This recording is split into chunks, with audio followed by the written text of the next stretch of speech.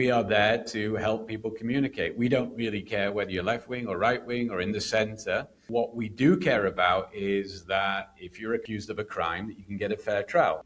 There's a huge economic benefit to having immigration. When people come into a country, they're not all just trying to get a free ride. They want to work, they want to contribute, they want to pay taxes.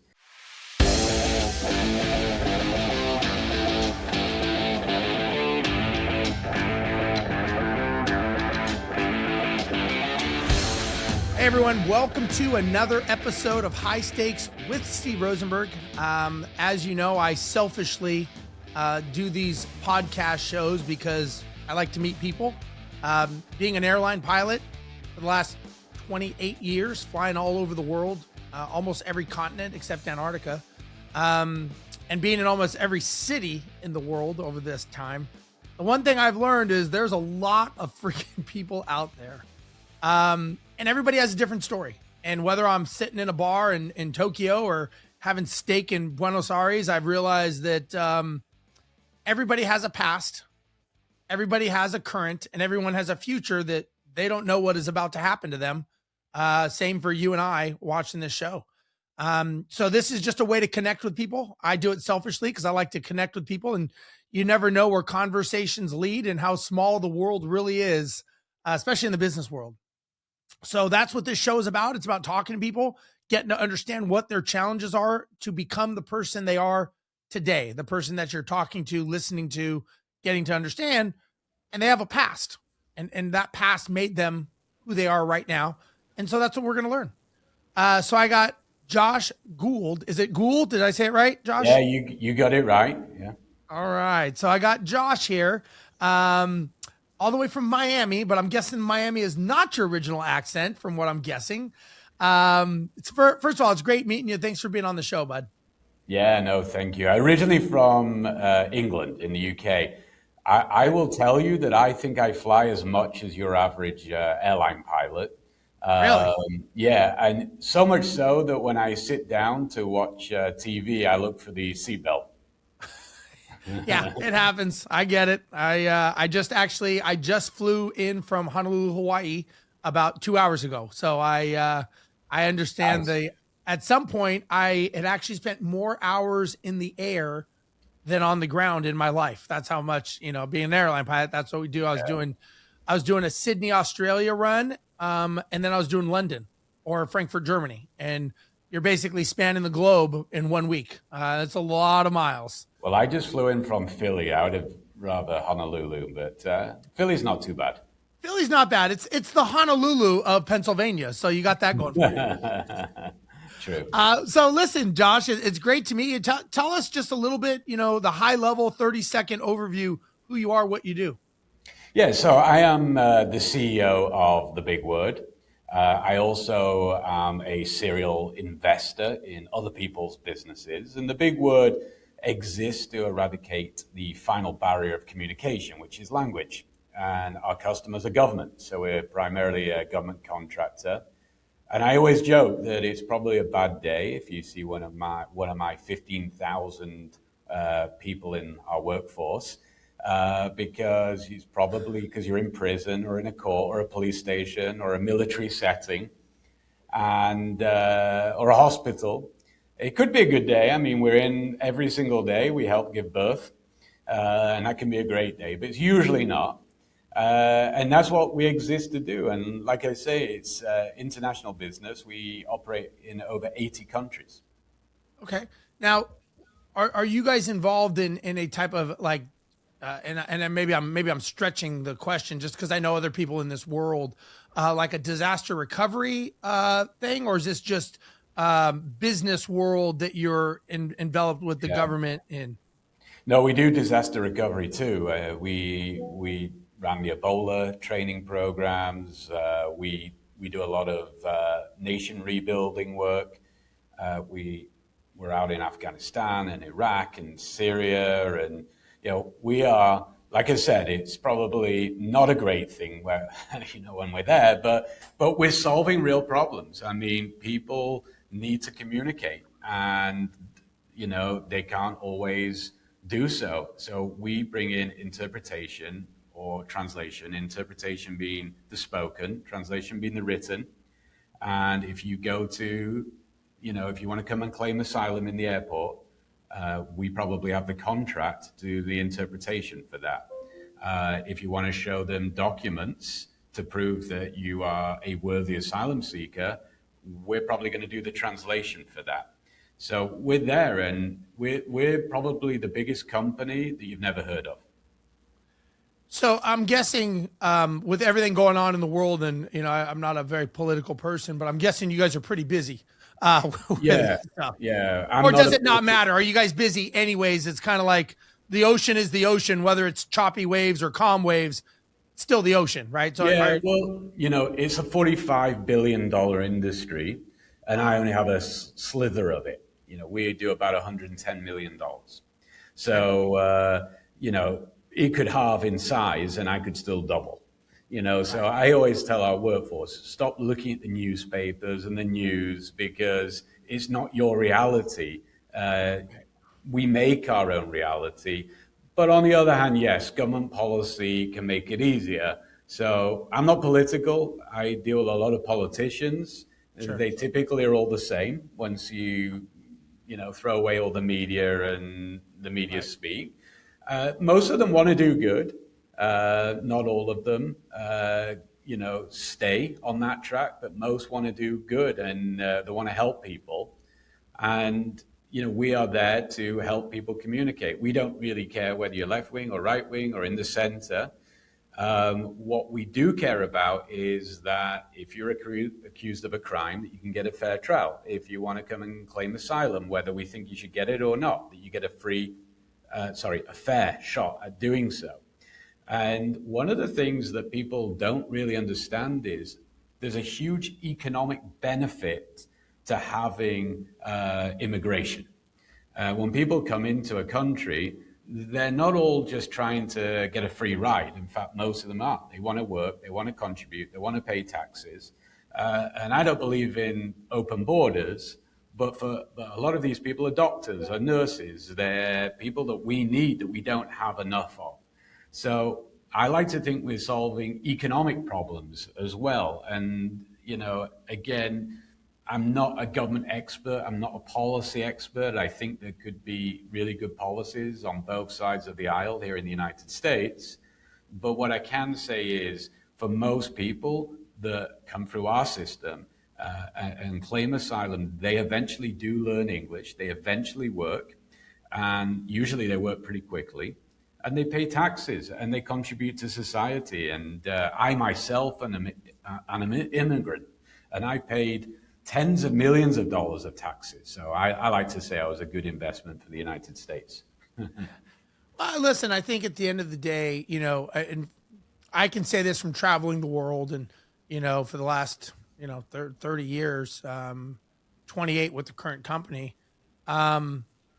you go to Rio de Janeiro or Buenos Aires or Hong Kong, and you realize they have hospitals, they have law, they have lawyers. Everything functions. It's not like, everyone is, banging rocks together in a hut. And I think that that's the illusion. Like you said, I've been in other countries where things have not been favorable. And there's a whole system set up for flight crew members to be able to deal with certain situations. And every country now, some obviously may be a little bit, not as advanced, but as I've been to some places that make us look third world compared to just something as simple as their airports. You walk around their airports, you're like, oh my God, this is so nice. I could live here. This is like a city. And they're like, yeah, this is the older airport. We're building a newer one. And we're like, you walk through LAX or JFK or, and you're just, or Miami, Miami and you're like, oh. Miami's terrible. I always think I'm in like a 70s porno set when I'm in Miami. And I love Miami. I'm team Miami in everything but our airport. But you're absolutely right. I was in India a few weeks ago, and we have a large workforce in India. And, people say, oh, you should take all these medications there because you won't be able to get it in India. And I said, well, where do you think our medication is made? The vast majority of United States medication comes from India or China. So, and someone else told me the doctors aren't very good in India. And I said, well, you're in England, and I reckon 10% of all British doctors are probably from India. So, there's a lot of misconceptions and branding and neurolinguistic programming that's gone on. The world needs borders for obvious reasons, but digitally, it is borderless. So from what I do, a lot of our work is not in person. It's done by AI, it's done by video, it's done by telephone or what we would call in the US over the phone interpreting. And we just grease the wheels of communication, and we're there in peace negotiations, hostage negotiations, and we're there to end wars, not just, like I say, nation rebuilding. So it's exciting work.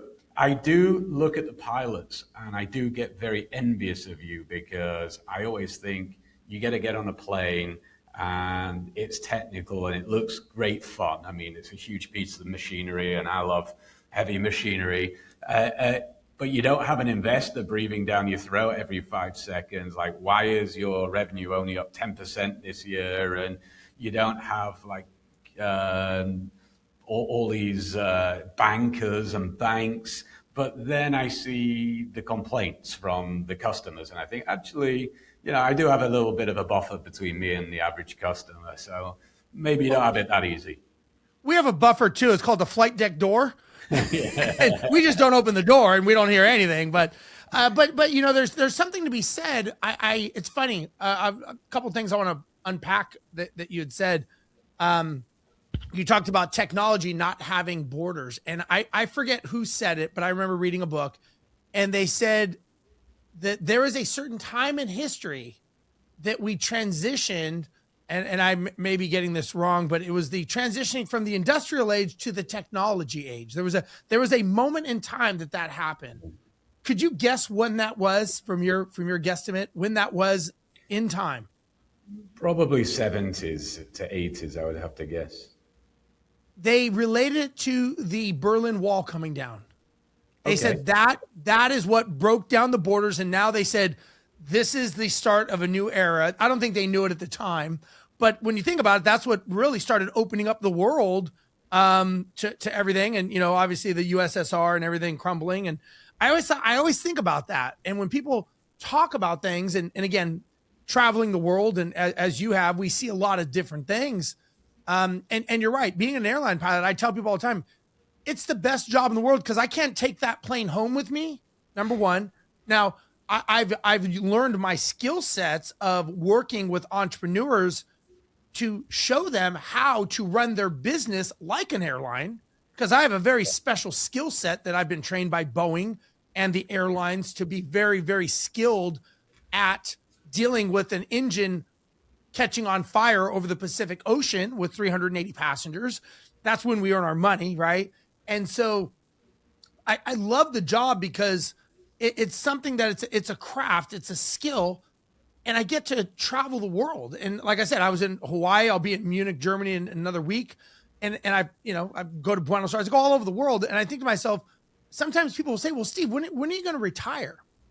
And I say, well, what would I do when I retire? They're like, well, you get your retirement. I'm like, well, what would I do then? They go, well, you can have a bunch of days off. I'm like, well, I work 9 days a month right now. And they go, well, yeah, but you could travel. I said, oh, really? Where do you think I would travel to? They're like, I don't know, maybe like Hawaii. I'm like, I'm doing that now. I'm flying the plane. So it's the circle that you like. What the perception of people is very interesting. Yeah, I think you retire twice. You retire when you're not working because you need the money.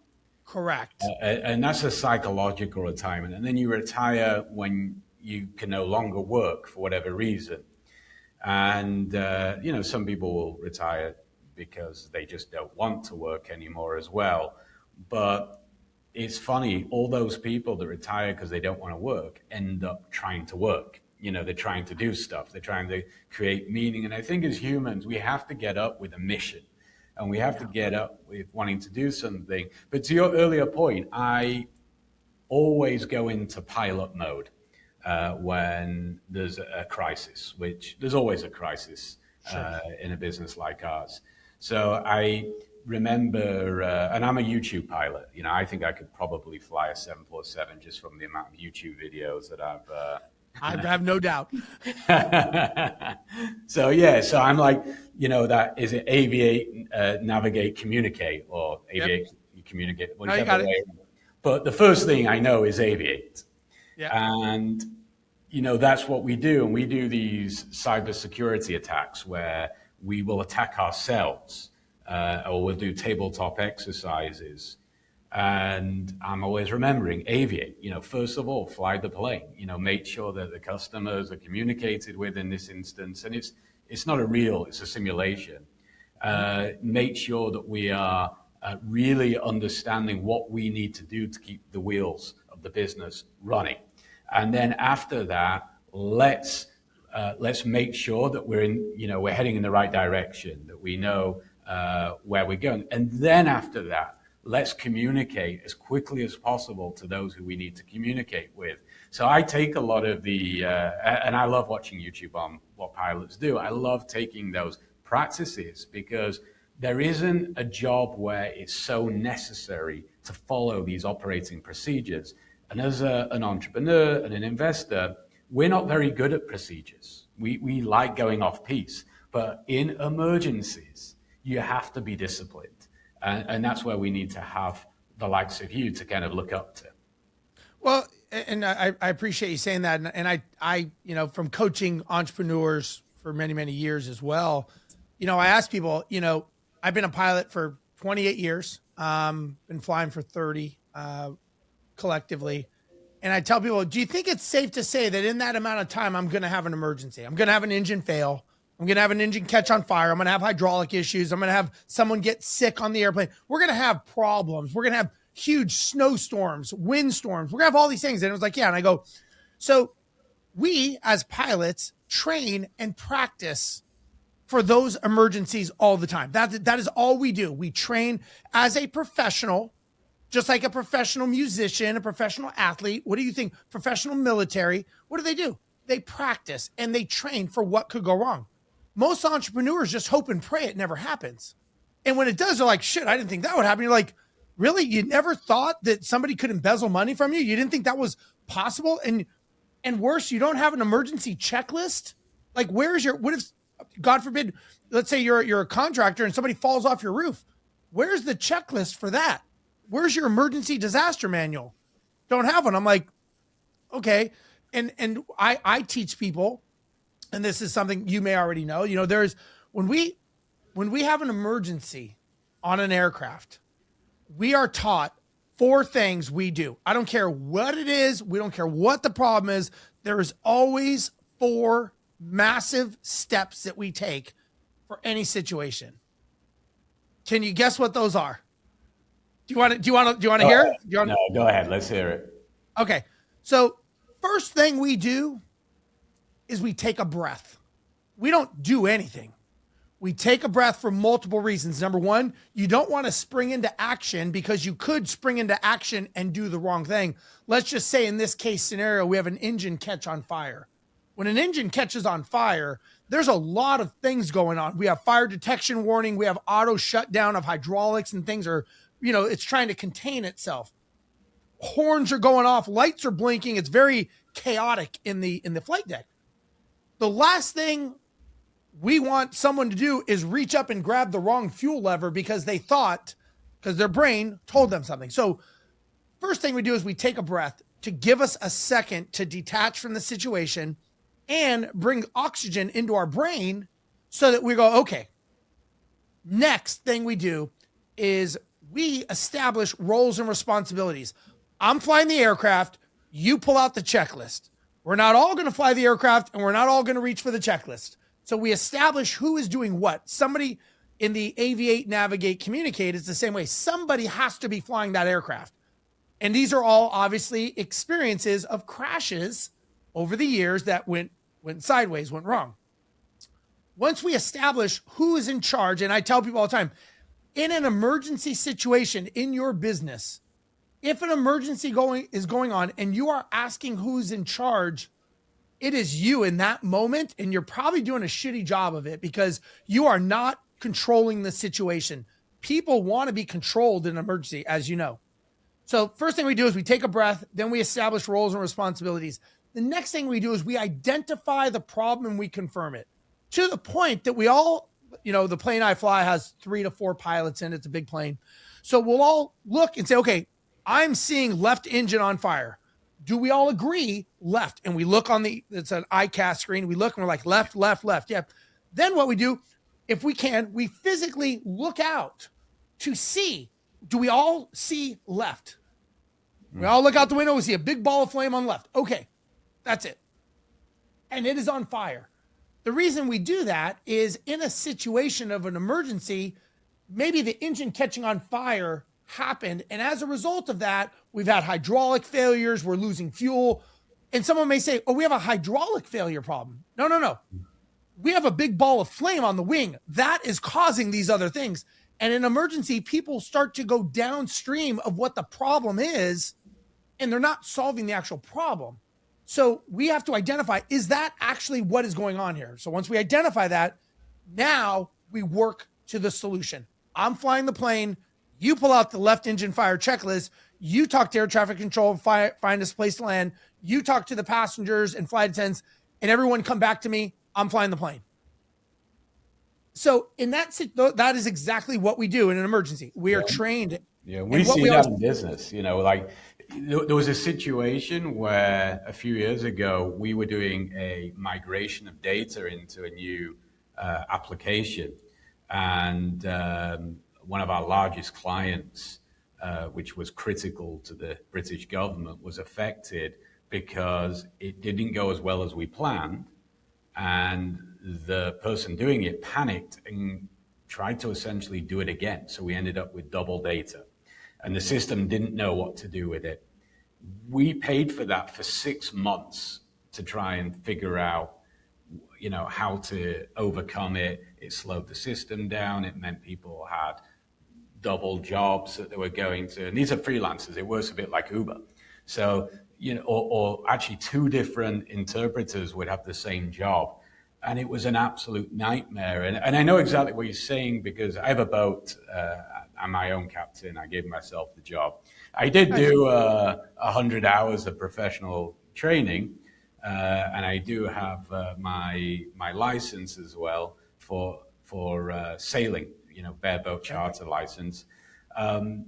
But I've had a fire, and I've actually had a hose burst, and I was sinking. And on both occasions, my instinct was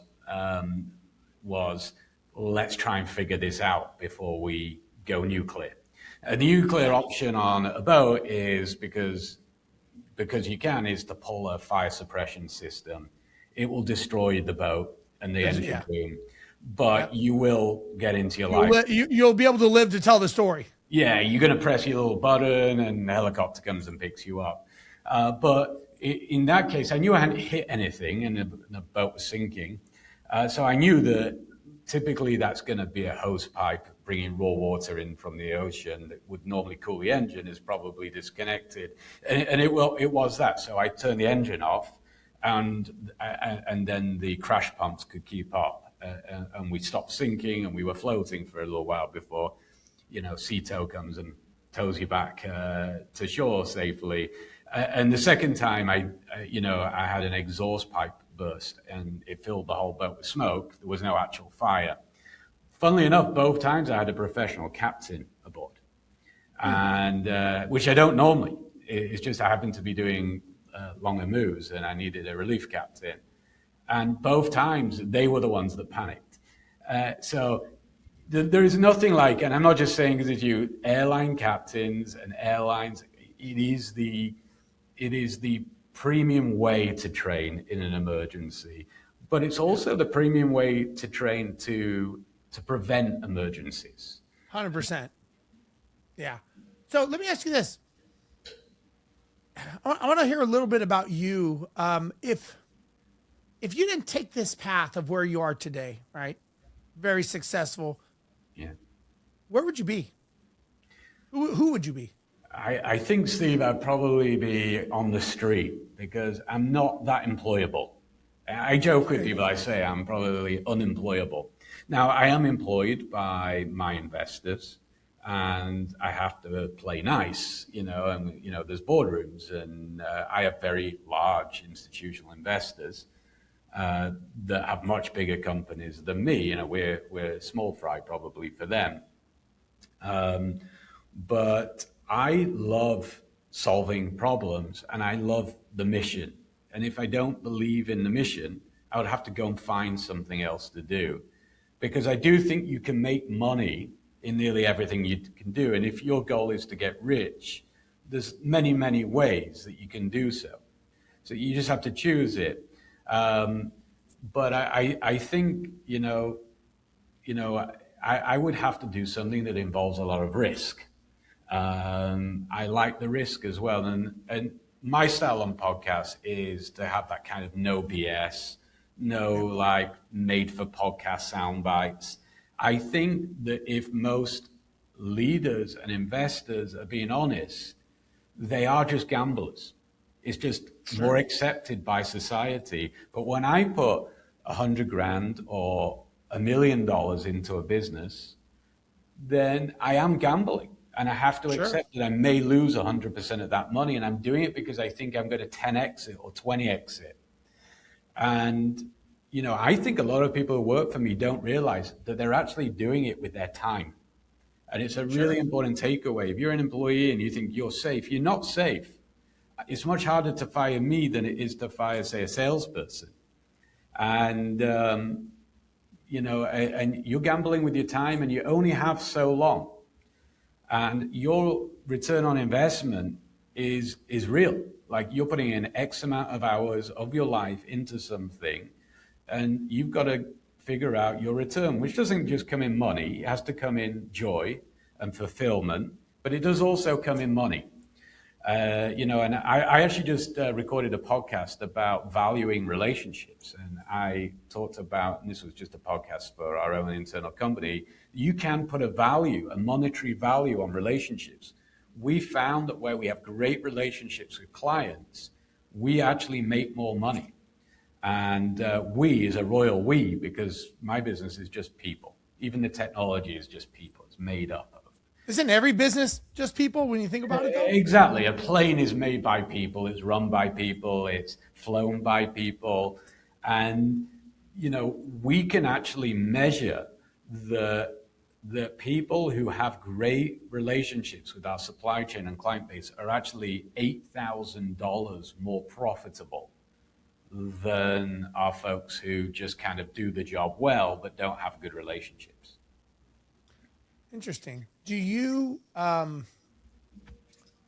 was gonna take this somewhere else, but I you'd mentioned something about time and money, and I've always said that we tend to waste the thing that we value the least, money or time, right? Yeah. And so people would rather waste their time than use a replenishable product like money. And they always print more money. And, people that, live paycheck to paycheck, nothing wrong with that. But every month they get another paycheck. And every month they spend everything up to and sometimes above that paycheck. Yeah. And what do? They are trading their time to go get more of that paycheck. And it's just this vicious, as you know, it's this vicious cycle. And I tell people, yes, it's, as you said, I tell people, if you don't think you're gambling, you are gravely mistaken. You're doing the biggest gamble of your life because, even people that sign up for my coaching program, I explain to them, listen, this is not something you have to justify. You can't, it's not like you're buying a can opener or a computer. You can't justify you even going into business to be an entrepreneur. There was no logical justification for doing that. You gambled on yourself. And now, to better the odds and stack them more in your favor, you bet on me. Or you take you 12 years instead of 12 months or whatever the time may be. But, you're paying for when people meet people like you and pay for your time, they're paying for the thousands of mistakes and the arrows in your back, I'm sure, like we all have, and the scars that you have endured so that they don't have to. I couldn't agree more. I do think that part of it is what you think you're worth, and also what you've been told by others. So I was very fortunate. I grew up in a household that was entrepreneurial. My dad was a business owner, and I saw what was possible. What was possible with no college degree, and not a great start in life. My father comes from government housing.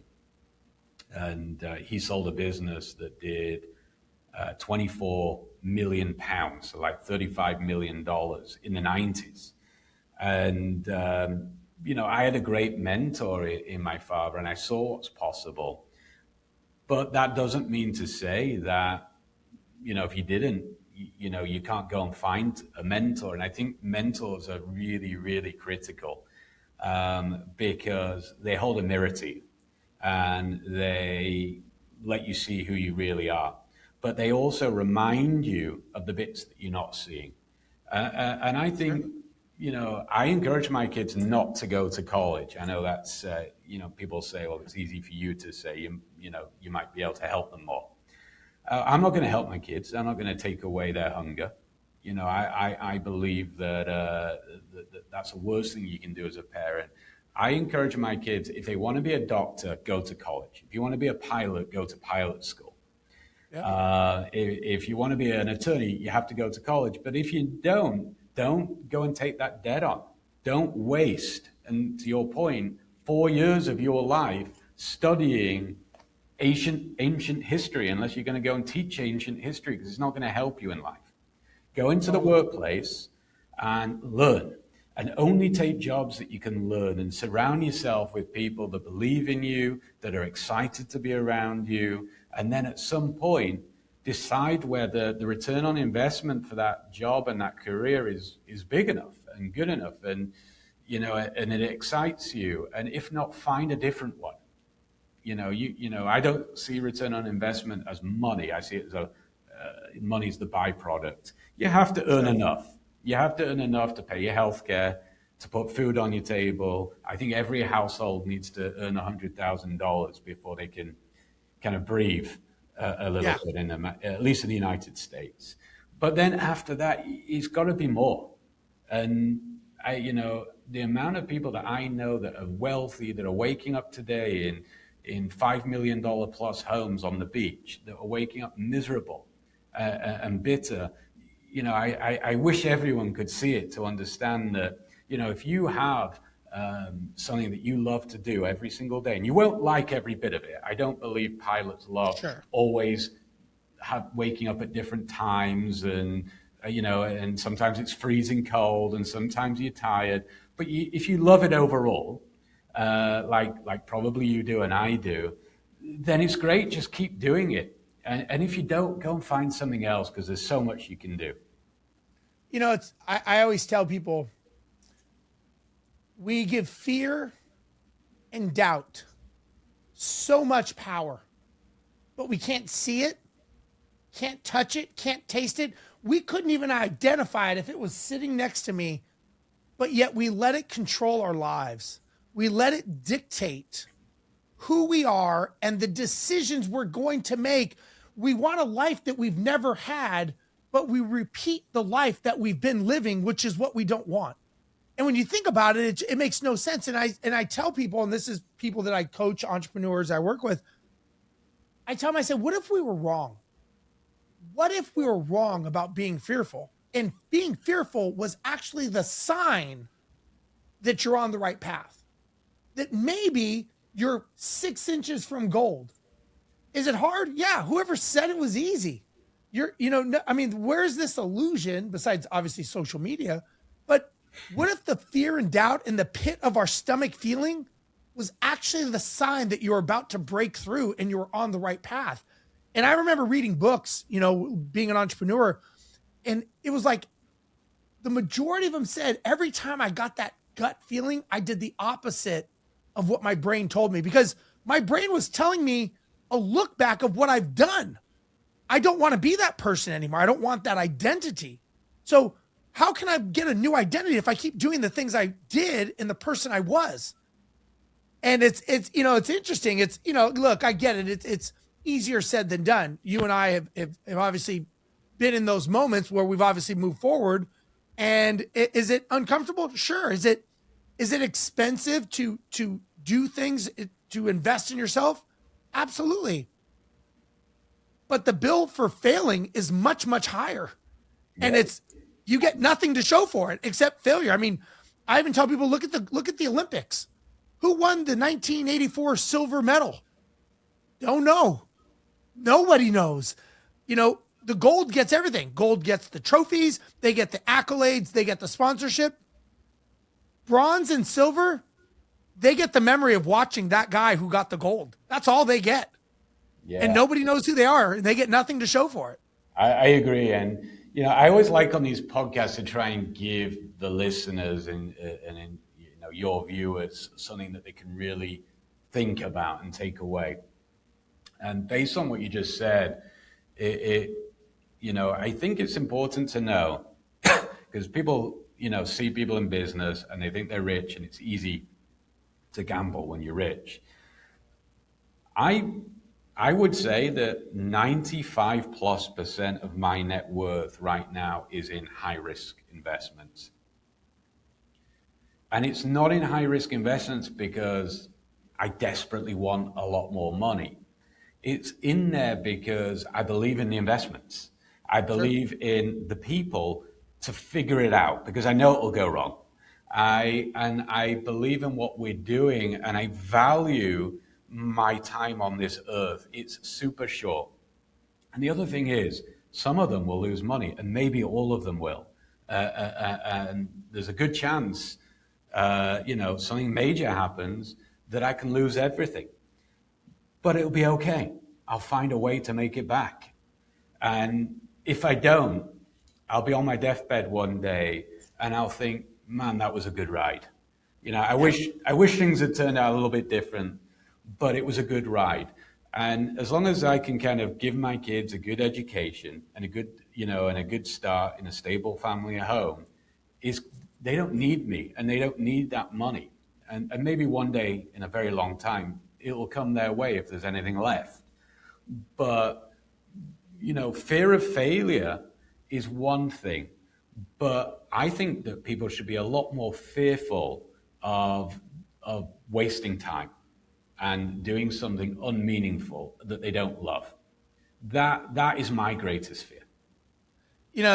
I read one time, the 85-year-old person lying on their deathbed never regrets the life they lived, only the life they never lived. Yeah. They don't say, man, I wish I made more money. They're going to say, you know what? I wish I went to Hawaii more often. I wish I sat in a bar in Sydney, Australia and watched the world go by. I wish I made more friends or whatever their thing is. But I've never, ever heard someone say, man, you know what? I wish I worked more. I wish I grinded out the 13 hours instead of the 12 or whatever. Well, Josh, this has been a great conversation. I appreciate your time. And we kind of, it was a great conversation, to be honest with you. I really enjoyed it. If somebody wants to get a hold of you and kind of just learn more about what you're doing and what you're into, is there a way to follow you on social media? Yeah, you can go on LinkedIn and search for Josh Gould at the Big Word, or follow me on ExecCraft, which is, I have a talking head podcast, not as good as you, Steve. But I say it's the no BS business strategies. It's things that usually have gone wrong for me that week. And I've learned from my mistakes, and then I go and share, what I should be doing better in front of a camera. So, thank you for letting me shout that out. Sure. But this has been great fun, and I'm totally ADHD, which is why, every conversation I have, whether it's recorded or not, ends up going completely off piece.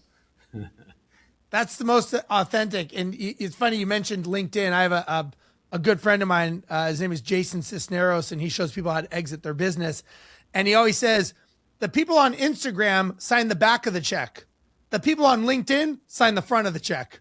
Who's your target? I always remember that's that. Very good. Yeah, that's good.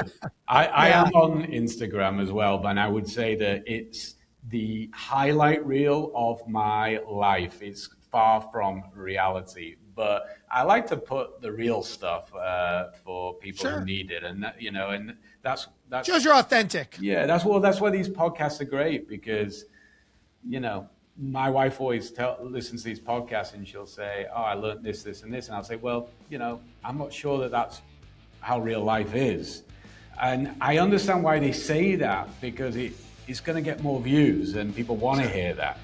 So great speaking with you, Steve. And when you're in Miami, let's go out on the boat, and I promise you, I've got all the fires and sinkings out my system at this point. I love it. I love it. Thank you, Josh. And for everyone on the High Stakes with Steve Rozenberg, thank you so much for watching. We'll be back next week with another amazing guest, just like Josh. Maybe not as good, but pretty good. And we will see you guys next time. Thank you very much.